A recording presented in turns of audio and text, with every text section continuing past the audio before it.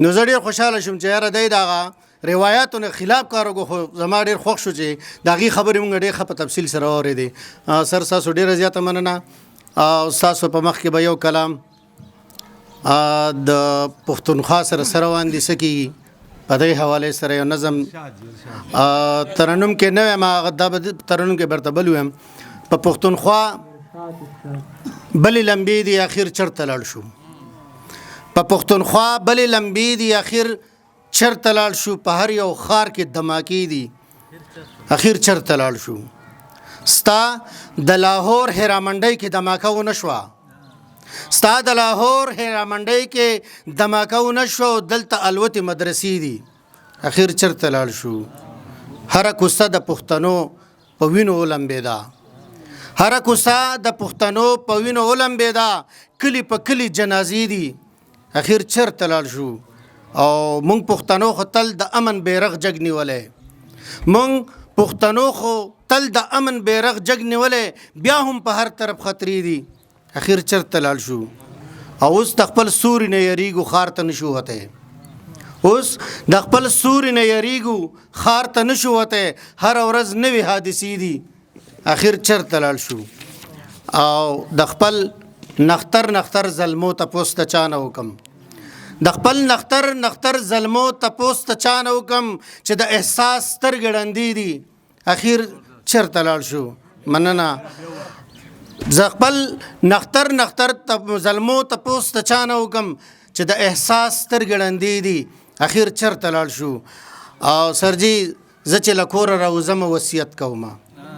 زه چې له کوره راوځم وصیت کومه دا د پلاني قرضې دي اخر چرته لاړ شو زه چې له کوره راوځم مهرباني زه چې له کوره راوځم وصیت کومه دا د پلاني قرضې دي اخر چرته لاړ شو او پښتنو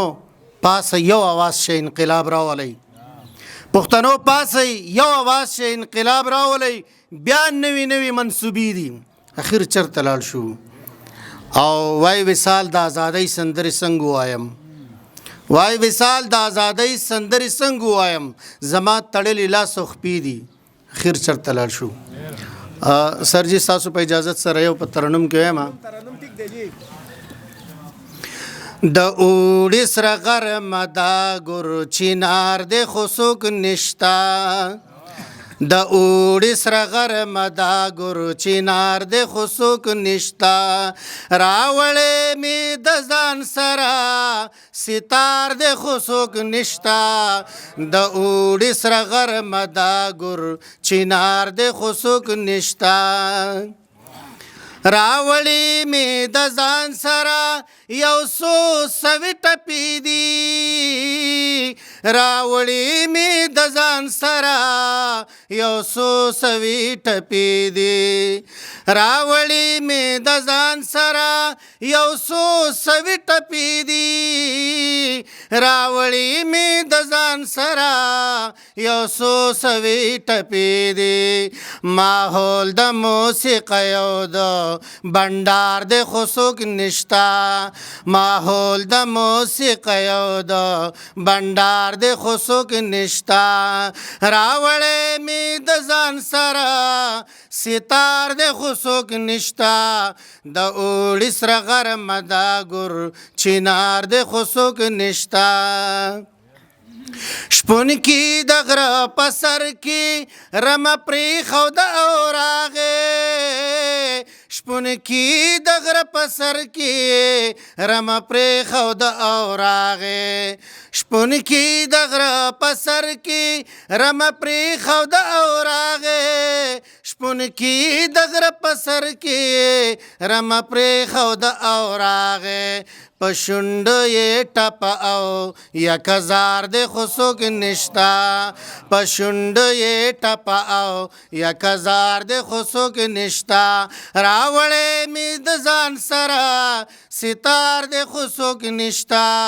د اوړي سره غرمه دا ګور چینار د خصوک نشتا د خپل زپلې قاملا